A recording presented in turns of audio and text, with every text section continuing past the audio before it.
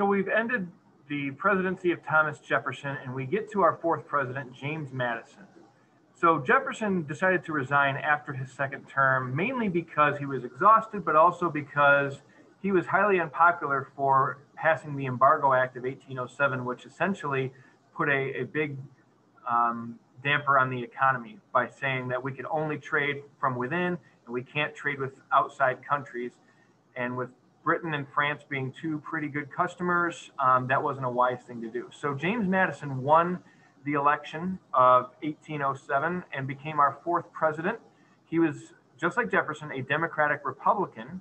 So this is now the second consecutive president of that party, following George Washington, who really didn't have a platform, and then John Adams, who was a Federalist. But if you go back and look, Washington could be considered, for all intents and purposes, a Federalist more so than a Democratic Republican.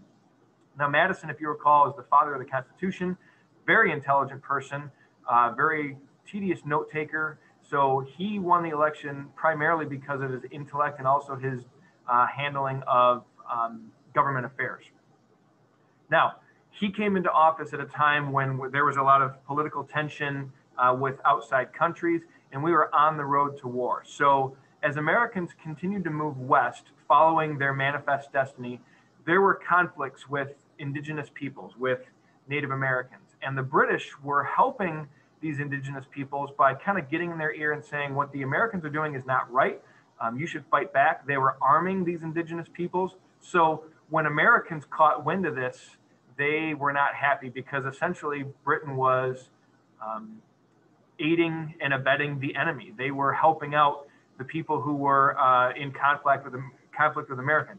Even though you could make the argument that indigenous peoples had a right to be upset with Americans for being kicked off their land again, the American government and the American people did not see justification for the British trying to help them out. Americans were trying to put a peaceful result to this conflict without involving outside countries.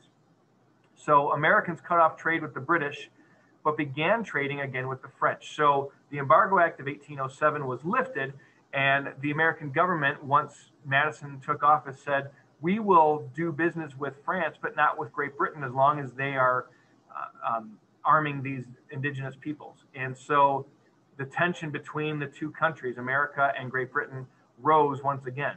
Now, there was a group of people known as the War Hawks who said we should go to war against the British. Enough is enough. Jay's Treaty tried to resolve it, and it didn't happen. Other events, we tried to negotiate peace, and the British still seemed bitter at losing us in the Revolutionary War and losing control over us. So they were trying to hurt us economically, and they were trying to bully us out at sea. So War Hawks said, because of this ship and sailor impressment, meaning taking our sailors and stealing cargo from our ships out in the Atlantic Ocean, and also helping these indigenous peoples to take down the Americans, these are the two primary reasons why we should go to war. And Madison was left really with no choice, and he asked Congress permission to declare war on the British because we needed to make a physical stop to what was going on. And Madison then becomes the first U.S. president, the first sitting president to declare war in any country. If you go back, Washington negotiated peace and kept us out of war against the British or the French when they were going at it. John Adams had a chance to go to war with France with the whole XYZ affair and the French trying to get us to pay a bribe to leave them alone, but he negotiated peace. There was also the issue in the early 1800s when France was starting to creep up on our territory, and they owned about half of what is now the continental United States. And the Louisiana Purchase struck a deal to essentially get them out of that area and gain land for us.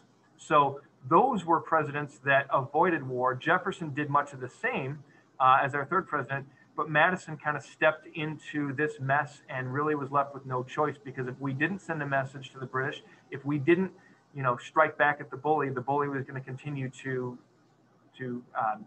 bully us.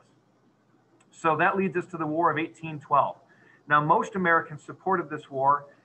Even the Federalists, who, if you go back, we talked about how the Federalists wanted to ally with the British. They felt that the British were, our friends because of financial reasons, and we wanted to buddy up with them so that way we could be taken care of financially and our economy would still prosper. But even they jumped ship, and they joined the Warhawk side and said, you know what, enough is enough. I don't care how much money they're bringing in for us. I don't care what our trade history is. They're attacking us, and they are threatening our security and our safety. So going into this war, neither side was ready. America was still recovering from war wounds and war debts from the Revolutionary War against the British back in the 1770s. And the British were still kind of fighting at war with the French, but that would soon end. And once that ended, the British were now ready to go. So the first battle was at sea, and it pitted the first real matchup of naval warfare. So the American ship known as the USS Constitution against the Guerriere for the British. The United States won this first battle at sea. War then continued and waged in the west into and around the Northwest Territory, which includes Ohio and Michigan. So there were several battles that took place from Detroit going all the way up to Canada, which was owned by the French at that time.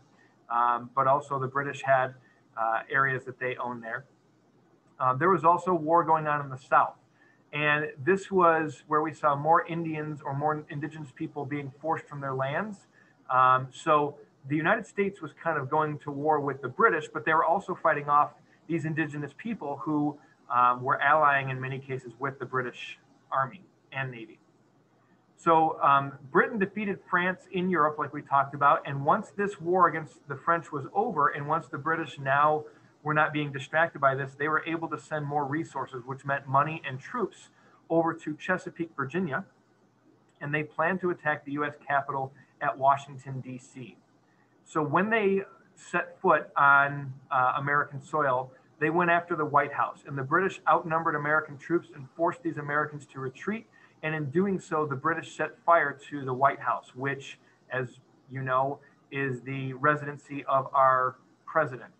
So when this was going on, when DC and when Baltimore and when parts of Maryland were under attack and under siege, watching this bombardment of cannon fire and shots and loud sounds that were coming, there was a guy who was aboard one of the ships named Francis Scott Key. And when he witnessed this British bombardment and saw how the Americans were standing their ground and still fighting for the independence that they had fought for and gained 30 years prior, it inspired him to write the Star-Spangled Banner. So if you actually go back and look at the lyrics for the Star-Spangled Banner, our national anthem, and when you think about what's going on, it really describes what happens in the War of 1812.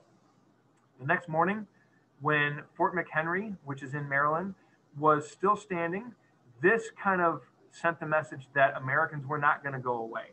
And it was a turning point for American hope to maybe turn this war around.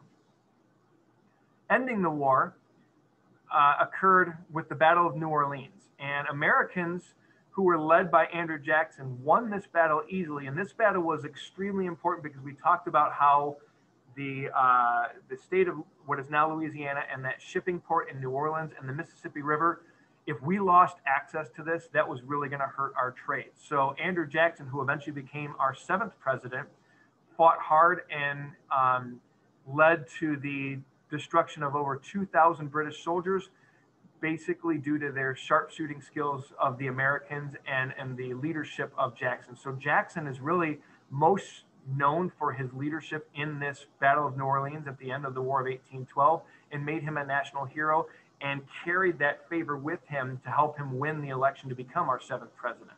He didn't end up as popular as he was before he started, but we'll get into that in another unit. The war officially ended in 1814 with the Treaty of Ghent, which was signed between the Americans and the British. Many felt that this treaty did nothing.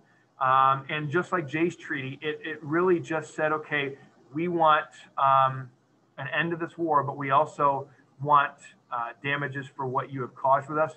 But many Americans felt, okay, that's what Jay's Treaty said, and impressment and bullying at sea still happens. So how is this treaty any different? How is this going to help us?